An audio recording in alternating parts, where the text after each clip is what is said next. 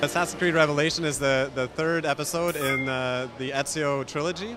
It basically takes place in Constantinople, and it's going to follow the storylines of Ezio, but also we're going to see some of Altair as well. So here at Gamescom, our demo, our single-player demo at least, is mostly concentrating on sort of expanding on the bombs. We showed a little bit in E3, but we really wanted to show the feature at how much breadth there was to the feature. So our demo, it shows how the player can craft bombs using ingredients in the world, all the different kinds of bombs. Well, not all the different kinds, but a bunch of the different kinds of bombs they can use, like the tripwire, the fuse bombs, the distraction bombs, the caltrop bombs, and then how it can be used in a stealth setting or in a more combat setting. It definitely helps with combat, but I think what it is it's we're setting up systems for the player to do what they like to do, but to have more tools at their disposal. So a player who likes to do stealth can craft bombs that are more stealth oriented and can really just have a lot more fun in the sandbox using stealth. And then at the same time, a player who likes to do a lot of combat, he can craft bombs that will help him in all aspects of combat, and then all of a sudden his fighting gets to be more varied and more interesting. It's definitely more like Assassin's Creed Brotherhood. Constantinople is roughly the size of Rome in our game, and therefore it is the main setting of Revelations. That said, we do have a couple other cities that the player will see, and they're large enough to have free roaming in them. So we add that to the pot. So there's Masyaf that the player will be able to see both as Altair and as Ezio. And there's a city in the interior of what is Turkey today, in the Ottoman Empire at the time.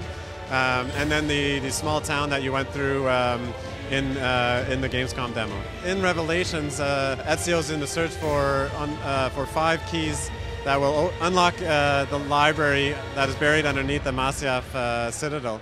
And these 5 keys have another feature to them. They have an imprint of a memory of Altair. So what Ezio will find the key and will be able to use that to re-experience a memory of Altair. So what we saw in the Gamescom demo, we actually re-experienced an event that happens just prior to Assassin's Creed 1. So you get to see a young, brash Altair, but one that is completely unknown to the rest of the gang. He hasn't really separated himself from the pack, and the events in that mission, they are really what solidify Altair as something special, as someone to look out for Al-Mualim, who is the main, the boss of the assassins at that time, and is also the boss in Assassin's Creed 1. And those that have played Assassin's Creed 1 know a lot more about Al-Mualim. And so that's what these missions are going to be about. Is they're going to all be momentous events in Altair's life that he has decided to record in these devices for somebody else to experience afterwards, and it's Ezio who gets to experience them. Altair, I have watched you grow from a boy to a man in so short a time. It fills me with as much sadness as pride. I can definitively say this is the last Ezio game for Assassin's Creed, and also the last Altair game for Assassin's Creed. The intent is to really tie things up. We want to leave the slate clean for any chapters that will come afterwards.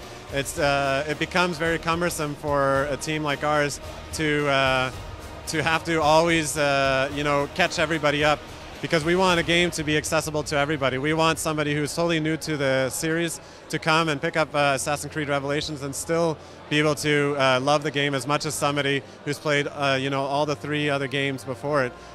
So it becomes very difficult. You have to make sure that the new people understand what's going on, but you have to make sure you have enough new stuff for the people who love the previous chapters. By finishing up the stories and saying, okay, we're done, it allows us to start fresh and to tell the story from ground zero. Desmond, however, we're not going to wrap everything up with him.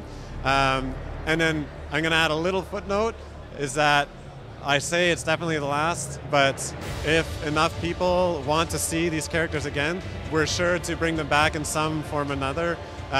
because, you know, in the end, the fans, you know, if the fans love something, then we always try to do something cool for them.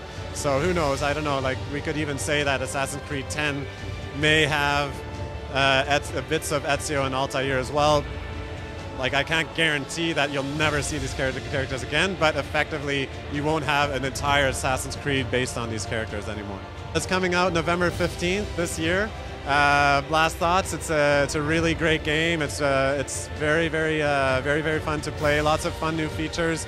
Lots of great information for the hardcore fans of the series, and a very fun story for anybody to try out. What does it take to kill you, eh? Don't you ever stop howling.